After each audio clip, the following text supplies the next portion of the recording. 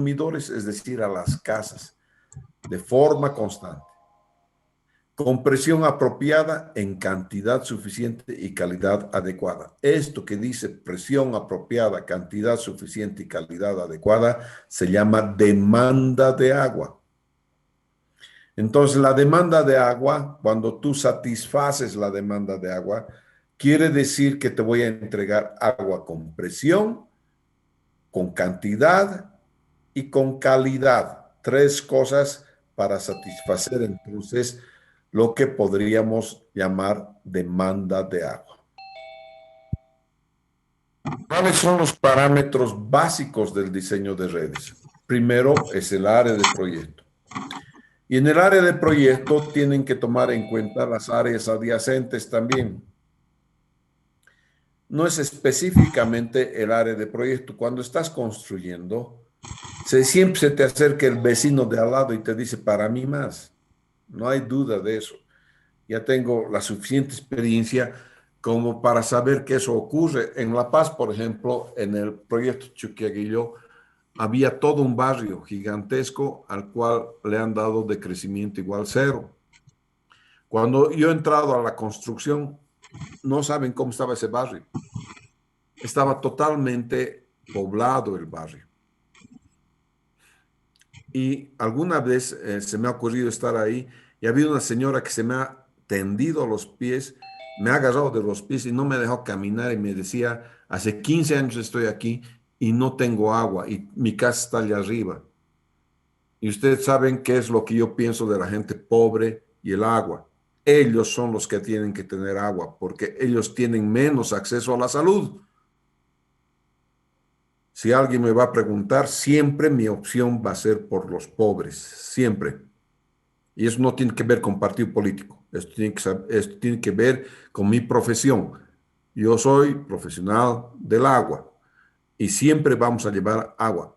Gracias a Dios, dice nuestra nueva constitución que el agua es un derecho humano. Pero el agua, muchacho, el acceso al agua, no el servicio. El servicio te lo van a cobrar. ¿Por qué? Porque hay que gastar un poco de dinero en potabilizar el agua y repartir el agua y medir el agua. Y entonces todas esas cosas requieren, es lo que se llama servicio de agua. Entonces, el área de proyecto no solamente se circunscribe al proyecto actual, también tienes que mirar un poquito quiénes están al lado en el área proyectada. El trazado de la red es importantísimo. Normalmente voy a trazar redes haciendo que las mismas se constituyan primero unas redes principales, que son las redes que van a ser el anillo de presión. Si tú tienes unos anillos de presión, es fácil que al interior de esos anillos de presión puedas controlar lo que es las presiones y las pérdidas de agua no contabilizada. Si no tienes anillos de presión y el agua va por cualquier lado, es muy difícil que puedas entonces alcanzar las metas del agua que se pierde por diferentes motivos. Muy bien. ¿Cuál es el caudal de diseño? Para red, siempre para red, es el caudal máximo horario. Siempre. A los tanques voy a entrar con caudal máximo diario. A las redes voy a entrar con caudal máximo horario. Hay una excepción en los tanques cuando el tanque es de cola, o sea, cuando el tanque es parte de la red de agua potable. En el caso que sea parte de la red de agua potable, entonces el tanque, es decir, la aducción al tanque, también va a ser calculada con el caudal máximo horario. Y el caudal máximo horario, a ver, el caudal máximo diario, si tú agarras todas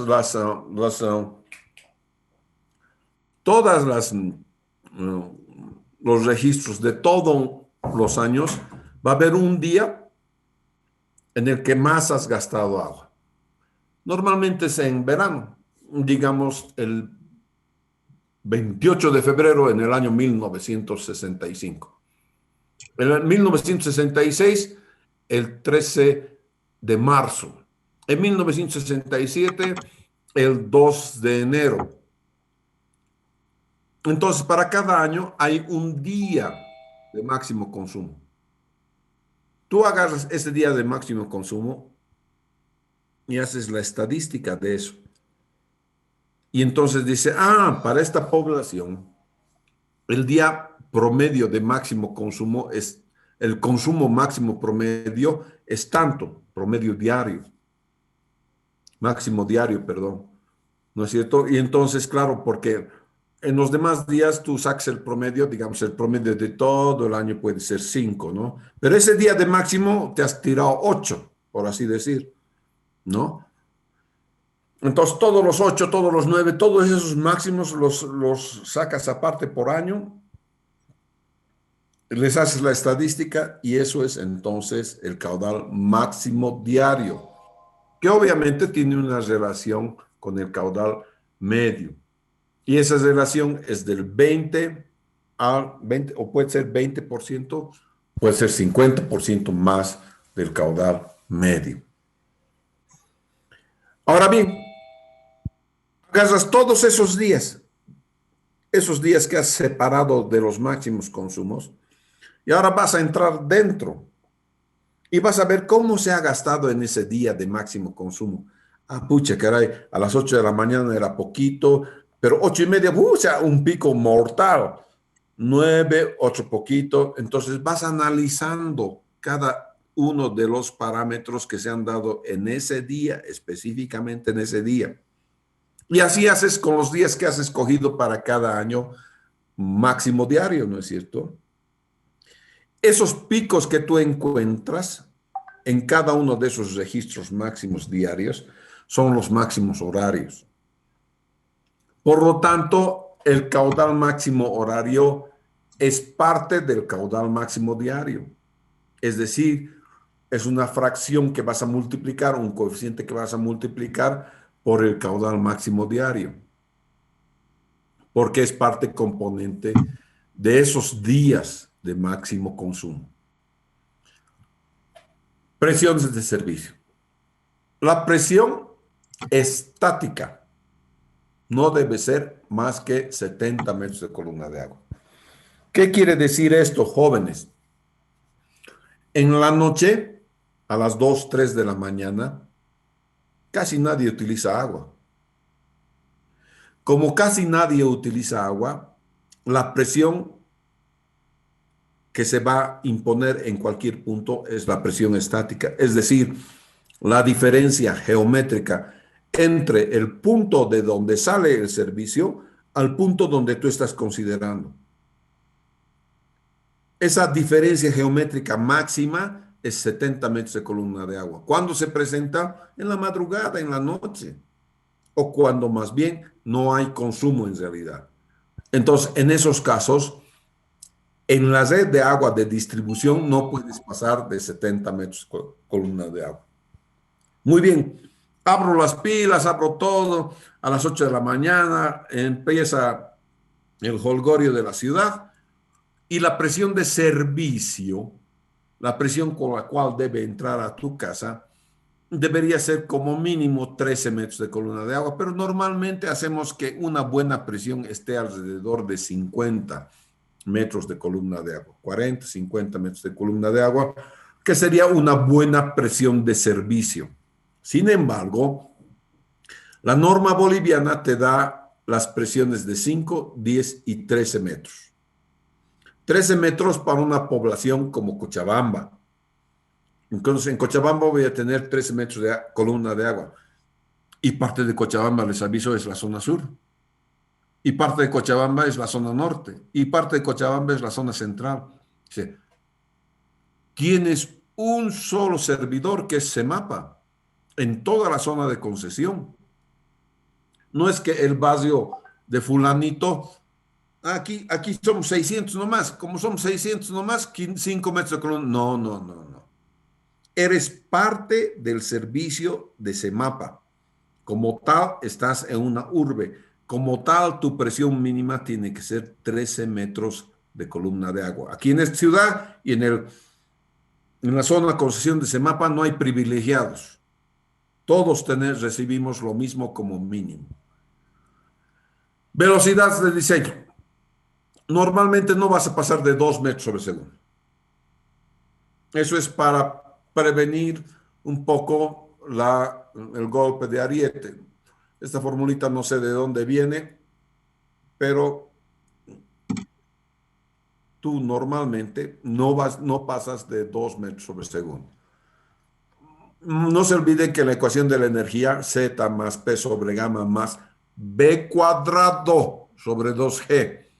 La velocidad entra en función al cuadrado de la velocidad. Esto no está en la norma, esta otra velocidad, por favor. Bien, diámetros mínimos.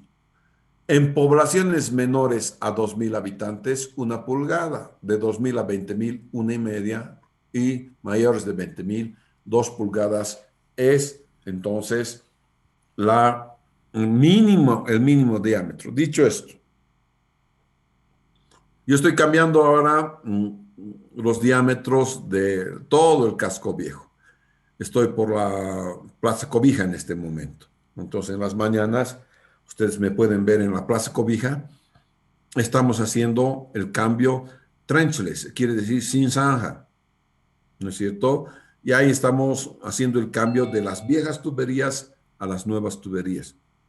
Pero ahí ni llorando vamos a tener 2 pulgadas como mínimo. Como mínimo en la ciudad de Cochabamba es 3 pulgadas, 75 milímetros. ¿Ya? De hecho, ahorita yo estoy poniendo tuberías de 100 milímetros. ¿De acuerdo? Entonces, señores, en la ciudad de Cochabamba, en algunas regiones, porque estamos preveyendo que puede en el futuro crecer la ciudad verticalmente, entonces como mínimo vamos a poner 3 pulgadas. Ahora bien, dicen poblaciones menores a 2.000 habitantes 1 pulgada. A ver, ponles 1 pulgada a los campesinos, te van a hervir vivo, ¿no es cierto? Casi todo es 2 pulgadas en el campo también. Esto de la normativa que dice 1,5 pulgadas, son de gente que nunca ha ido a poner agua potable al campo, ¿no es cierto? Yo he estado, debo haber puesto unos 60 o 70 esquemas en el campo, de ellos 35 en Misicuni nada más, 40 en el laboratorio de hidráulica. Y todos ellos te piden como mínimo 2 pulgadas. No hay campesino que no quiera 2 pulgadas. ¿Ya? Entonces, esto de 3/4, no freguen. 2 pulgadas es como inducción. Adentro en la red es otra cosa. En la red puedes tener 3/4. A veces ponemos 3/4 y a veces en las redes chiquititas, muy chiquititas, muy grandes en el campo, podemos ir hasta media pulgadita. ¿Ya? ¿Cómo hacemos el diseño hidráulico? Solamente las redes abiertas tienen opción de optimización. En las redes cerradas no.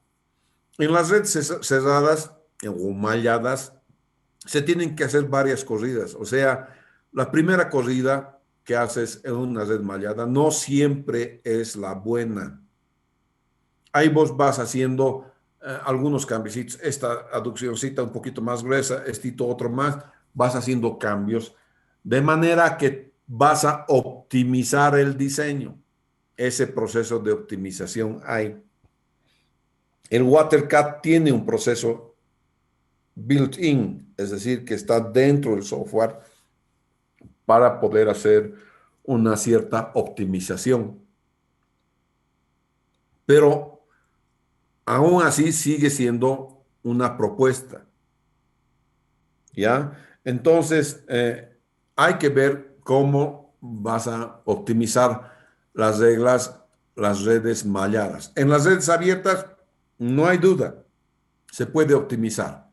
¿De acuerdo? Entonces, ¿qué vamos a hacer en las redes? Primero, la distribución de caudal es uniforme a la longitud de cada tramo. La pérdida de carga debe ser determinada en cada tramo. Los caudales puntuales deben ser considerados como un solo nudo. Muy bien. Eso tienes en redes abiertas. En redes cerradas puedes tener diferentes algoritmos. Hardy-Cross, teoría lineal, método del gradiente. Hay como 10 algoritmos. ¿Ya? Nosotros normalmente vamos a utilizar Hardy-Cross. Hay otro que es el Newton-Raphson, por ejemplo, ¿no es cierto? Hay otros algoritmos que utiliza el WaterCAD son diferentes a los que se están mostrando en esta diapositiva. Como les digo, hay más algoritmos de los que ustedes están viendo acá. ¿De acuerdo? Cada software tiene su algoritmo. Admite un algoritmo ya desarrollado o desarrolla un propio algoritmo. ¿Ya? Entonces, y eso es porque precisamente los softwares intentan optimizar las redes malladas. No siempre es posible, pero se intenta optimizar. Ubicación y profundidad de las tuberías. Si veo de arriba, entonces, una calle con sus dos aceras. En la acera sur dice que voy a colocar a 1 metro, voy a colocar la tubería de agua potable. ¿No es cierto? Y en el corte, ¿no es cierto? Voy a poner mayor a 60 en área rural, 0,80 para tráfico liviano y 1 metro para tráfico pesado, mayor a 1 metro. Nosotros en la ciudad de Cochabamba estamos colocando a 0,80, de 0,80 a 1 metro. Hoy día hemos roto una tubería, las tuberías pluviales por la calle, por la Plaza Cobija, que deberían estar a 1 metro por debajo la línea de tierra, están prácticamente a 30 centímetros, a 40 centímetros.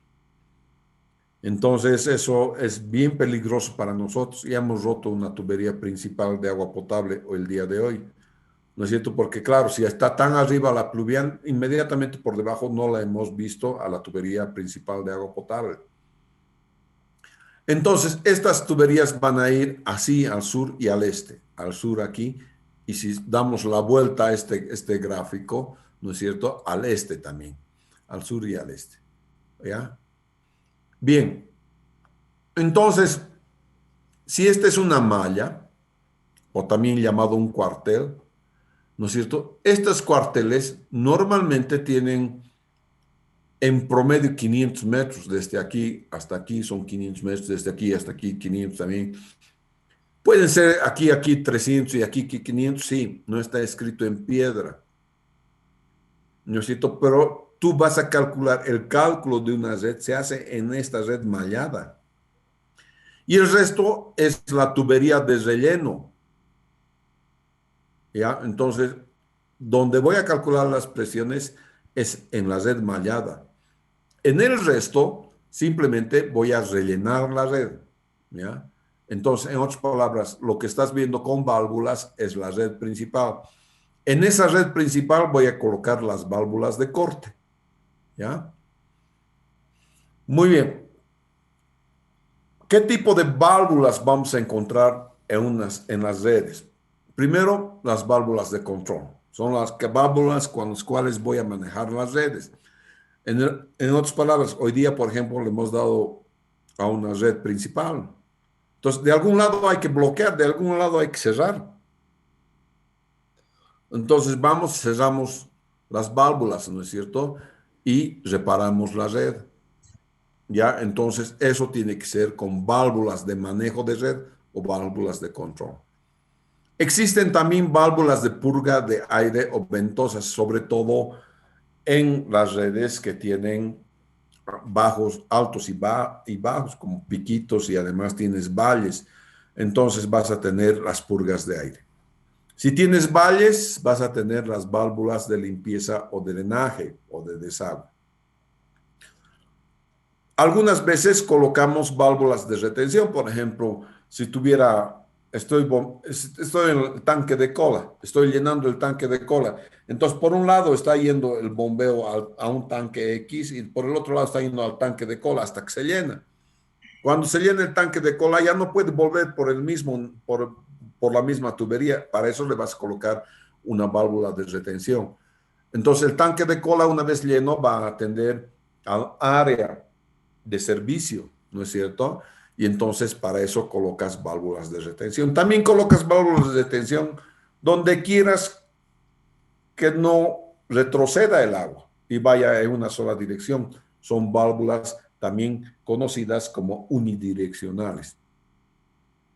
Luego tienes las válvulas reductoras de presión. No te olvides que la presión máxima estática es 70 metros de columna de agua.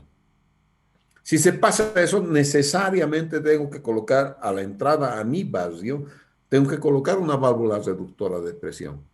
Mañana vamos a ver unos ejemplitos reales de cómo se han colocado las válvulas reductoras de presión. ¿Ya? Hidrantes.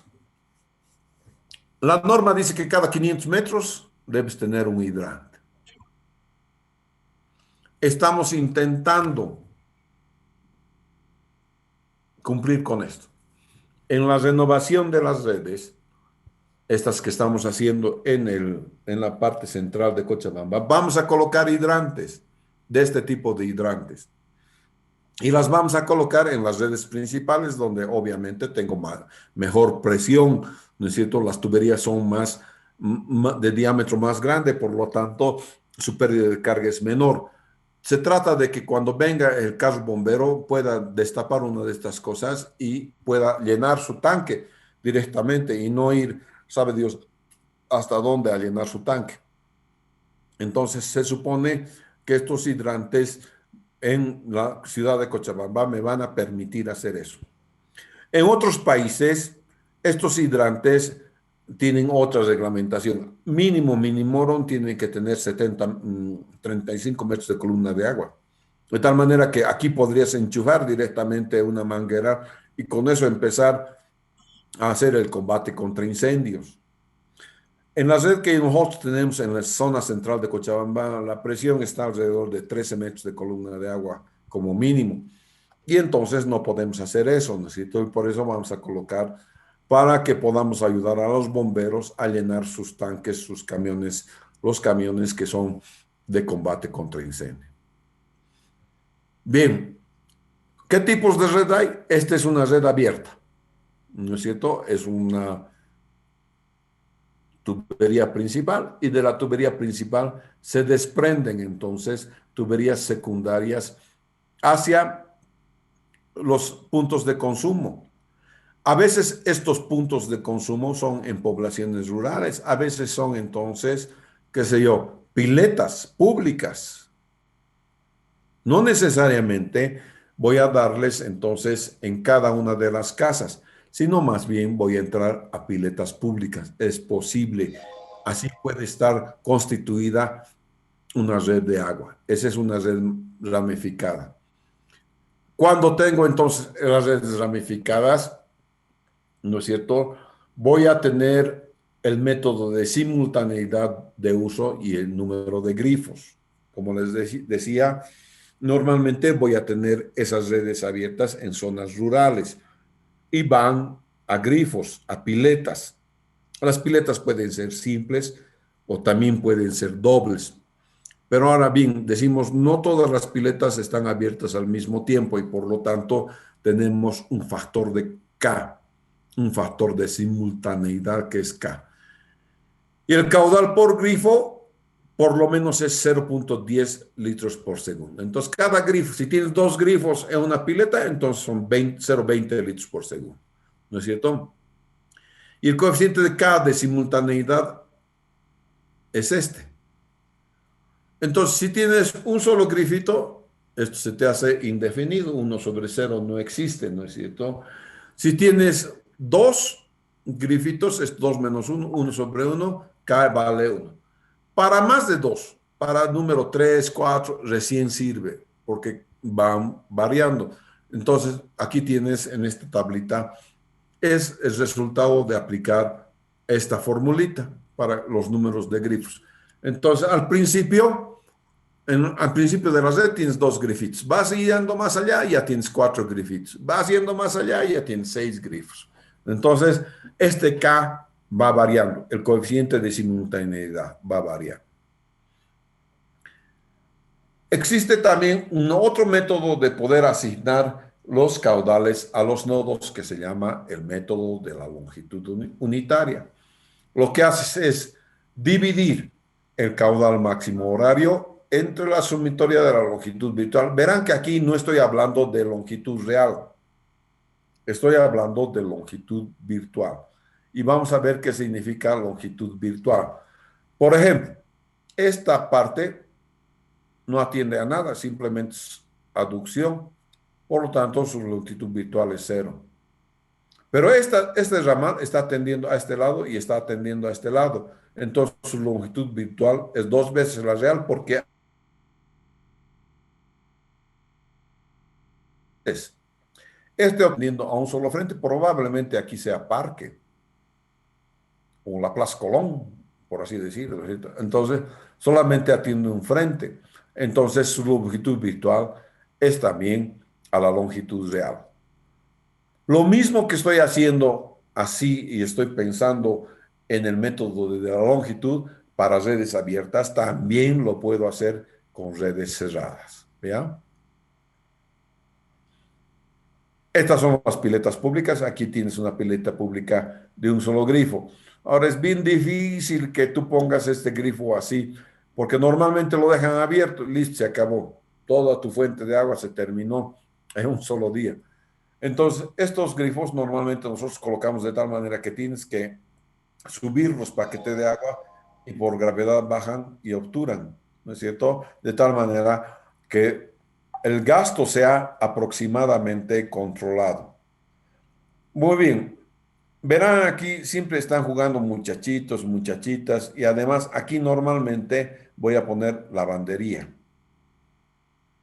Entonces tengo que pensar que las mujeres en las poblaciones rurales no solamente van a ir a recoger agüita en la población rural, también van a ir a lavar su ropa, ¿no es cierto? Y de eso hacen un centro de reunión, ¿de acuerdo? Y ese centro de reunión necesita entonces una apropiada lavandería, lo que aquí llamamos lavanderías populares, ¿no es cierto? En las lavanderías populares se encuentran las señoras, charlotean, trabajan, charlotean mientras están secando la ropa, ¿no es cierto? Bien, pero a veces tenemos que recoger agua. Aquí hay un balde de agua, fíjense, un balde de agua de 20 litros.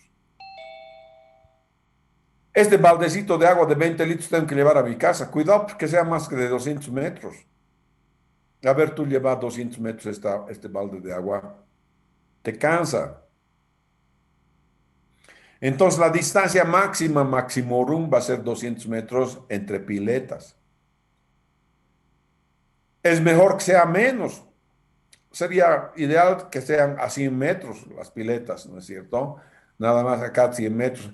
Así, a cada 100 metros en promedio de acarreo de agua, no a cada 100 metros, cada pileta. Porque si pones una pileta aquí y 100 metros más allá, otra pileta, entonces tu acarreo es de 50 metros. El acarreo máximo sería de 100 metros, es decir, pones la otra a 200 metros, su acarreo es de 100 metros. ¿No es cierto? Y para este abastecimiento, las piletas van a tener de 20 a 40 litros por habitante por día. 20 si solamente tienen, como en este caso, para baldes y para... Miren, esto, en esta pileta te das cuenta, aquí están las palanganas para hacer el lavado de ropa, ¿no es cierto? Y es porque esta pileta está mal diseñada. Debería tener aquí directamente una especie de una lavandería popular. Y entonces su dotación sería 40 litros por habitante por día. Entonces, este es el caudal de la pileta pública, ¿no es cierto? Este DC es la dotación promedio de 20 a 40, ¿no es cierto? Y N es el número de horas. Población a servir, 5 familias máximo por pileta va a servir. CP es pérdidas, FO es el factor de uso, ¿ya? El factor de uso es 24 sobre T. No todo el día se va a utilizar, parte del día, por eso tienes un factor de uso 24 sobre T. Y EF es la eficiencia del sistema. ¿No? Es 0,7 a 0,9 nomás es. Y entonces este es el caudal máximo probable por cada pileta pública. Lo que están viendo aquí, entonces, es una red totalmente cerrada. Entonces, la red cerrada siempre forma círculos, o digo, anillos. Y estos anillos nosotros en la jerga de los ingenieros sanitarios la conocemos como cuarteles. ¿Ya? Entonces, estos serían los cuarteles. Bien, cada cuartel, ya se ha dicho, aproximadamente cada 500 metros voy a tener un cuartel.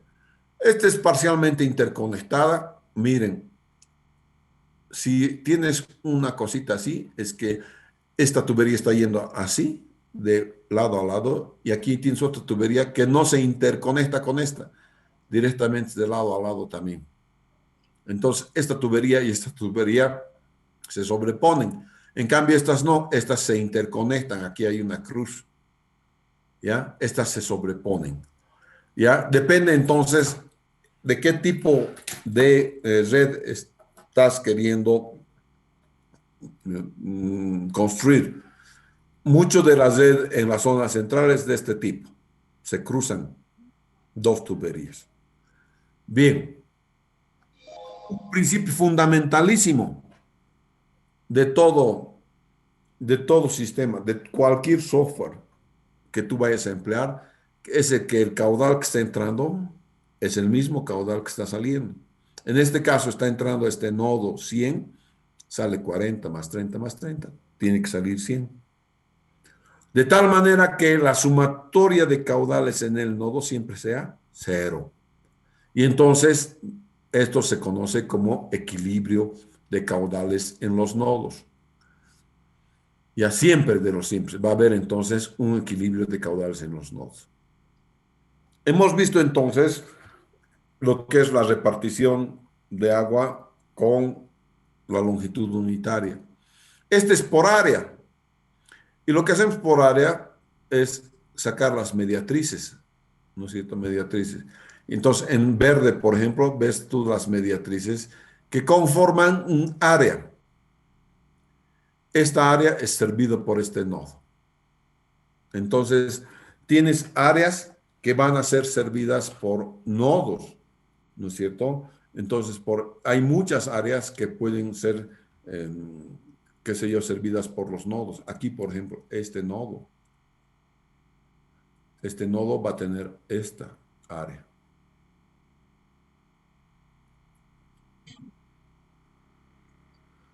Ese nodo entonces está servido por el área que está churado en rojo,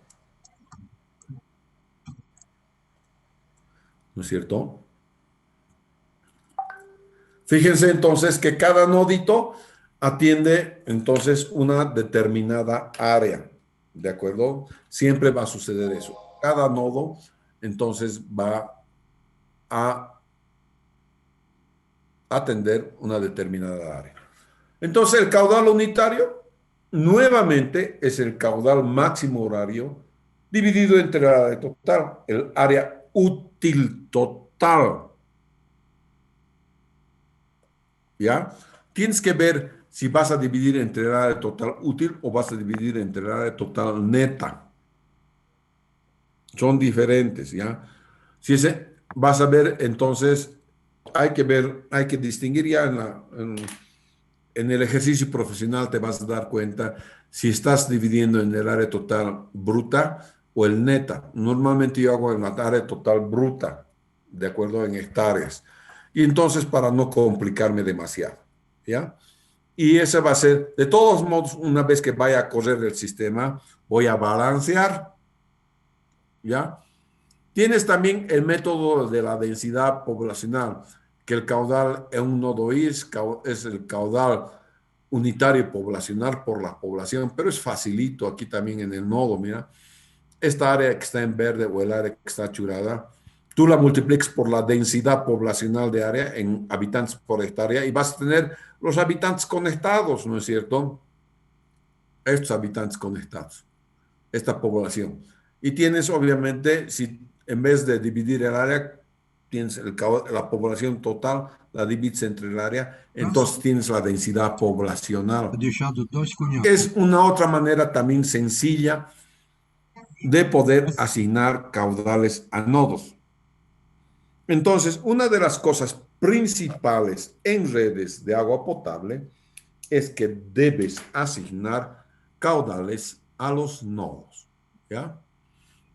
Entonces, el caudal unitario poblacional es el caudal máximo unitario horario, siempre el máximo horario sobre la población total del proyecto.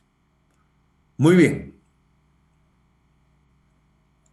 Cuando tú estás haciendo redes cerradas, siempre haces por cuarteles. Aquí están los cuarteles, ¿no es cierto? Y en los cuarteles tienes un número cierto de bucles, de cuarteles, de circuitos, en fin. En realidad aquí tienes dos cuarteles, para de contar, ¿no es cierto? Y se acabó. Esto de tener circuitos, bucles, no interesa tanto, ¿no es cierto? Hay distintas maneras de hacer, enumerar los bucles, puedes hacerlos contra reloj o puedes hacerlos a favor del reloj, ¿no es cierto? Y los métodos, como les decía, tienes varios métodos de poder realizar el diseño hidráulico. Muy bien, señores. Esto es la teoría de redes. No hay más teoría de redes. Y aquí habríamos terminado lo que es teoría. El día de mañana vamos a hacer unos cuantos ejercicios. También con el auxiliar van a hacer ejercicios. ¿Sí? Voy a hacer stop share aquí. Y también aquí voy a dejar de compartir. ¿Preguntas, muchachos? Dije, disculpe una preguntita con respecto al examen del sábado. ¿Va a ser el examen teórico o el práctico? Teórico siempre viene primero. Oh, ya, gracias. ¿Qué más? El examen teórico dura poco tiempo, muy poquito tiempo. En otras palabras, si no has entrado a tiempo al examen, te cierro la puerta, como si estuvieras en el aula nomás. Dejo entrar a todos y luego cierro la puerta, ¿no es? Y los que están adentro dan examen. ¿Sí? Entonces, normalmente cuando estamos en clases presenciales, lo que hacen mis auxiliares es pedir el carnet de identidad, ¿no es cierto? A todos. De hecho, a la entrada te pido carnet de identidad. Para que entres al aula te pido carnet de identidad. En este caso no voy a poder pedir carnet de identidad, ¿no es cierto? Porque no hay modo de hacerlo, ¿no es cierto? No en el examen teórico, pero probablemente en el examen práctico sí. Entonces, los exámenes prácticos te voy a pedir que lo desarrolles a mano y después le saques un scan. O sea, cada quien tiene que tener en su maquinita, en su celular, todo el mundo tiene celular, se tiene que bajar un softwarecito de escaneo, el que ustedes guste, para PDF. Y me van a enviar y van a colgar el examen práctico en PDF. ¿De acuerdo? Yo les hago preguntas, por ejemplo, ¿cuánto es la población a 20 años si la población original es tanto y el índice probable es tanto? Entonces te doy rangos. Te digo, será de 0 a 50, será de 60 a 70, será de 100 a 180 o será de 150 a 200. Tú escoges una respuesta. Esa respuesta que escojas tiene que estar respaldada por el escaneo, por el PDF. Porque yo voy a agarrar y voy a verificar que la respuesta que tú hayas puesto no la hayas puesto al azar, ¿ya? Ni sea una copia de que alguien te dicta en el celular algo, ¿no es cierto? Y entonces tú pones lo que te han dictado en el celular. Los exámenes se dan con video encendido. No hay modo de escapar eso, muchachos. No los puedo ver. Deben darse cuenta de eso, que no los puedo ver. Mi única manera de verles es de que el video esté encendido. Si tu video está apagado, te saco del examen. Eso quiere decir que te he puesto 0. ¿Ya? O sea, guerra avisada no mata soldados, por favor. Por eso les estoy diciéndoles desde hace tiempo ya, la anterior semana, primero les digo, de la A a la L entren en Zoom. Ahorita no tengo de la A a la L en Zoom, tengo montones que están en ¿qué se llama? En el Google Meet. Montones, ¿no es cierto? Entonces, por favor, tienen que tenemos que tener reglas. Ustedes son más de 100. Si no siguen las reglas, para el profesor es harto bien difícil intentar tomar un examen. Ya hacemos un trabajo titánico tratando de encontrar un software que, por ejemplo, en el Google Meet me permita verle a cada uno de ustedes qué es lo que está haciendo en el Zoom también. ¿Sí? Entonces, por favor, vamos a tomar en cuenta eso para cuando estemos dando el examen, ¿ya? ¿Alguna otra pregunta? Inge, ¿y en el examen teórico entra la norma? Todo es de norma, más lo que hemos visto en las diapositivas, ¿ya? Pero la norma es esencial.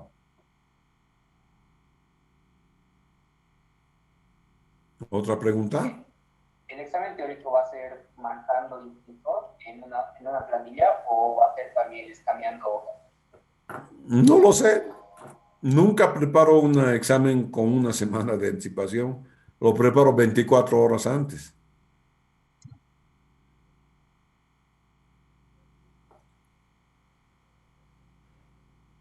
¿Otra pregunta? Inge, en caso de que en internet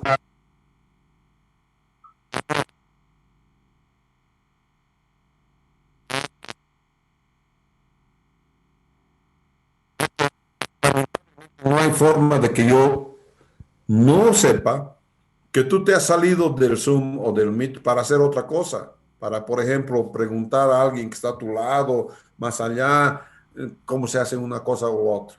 En el examen de teoría no hay remedio, no hay cómo esquives el hecho de estar en video, porque dura muy poquito, dura 15 minutos como máximo. ¿Sí?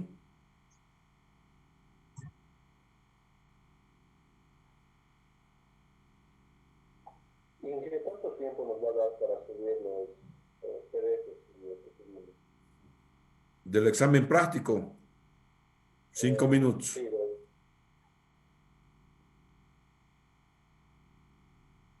Simplemente digo, ya terminó y cada quien agarra, escanea y lo sube.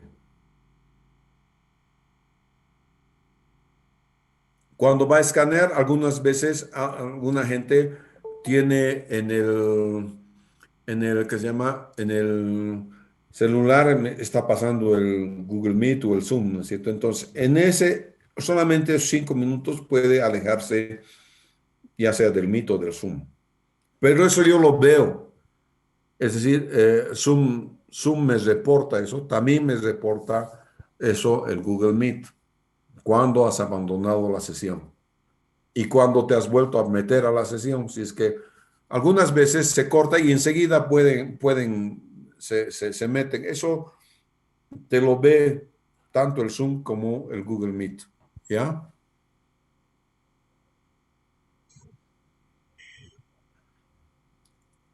De todos modos, a la madrugada, 7 menos cuarto de la mañana, no hay mucha gente que se meta a internet. Las chances de que se cierren los programas son muy pocos. Otra pregunta.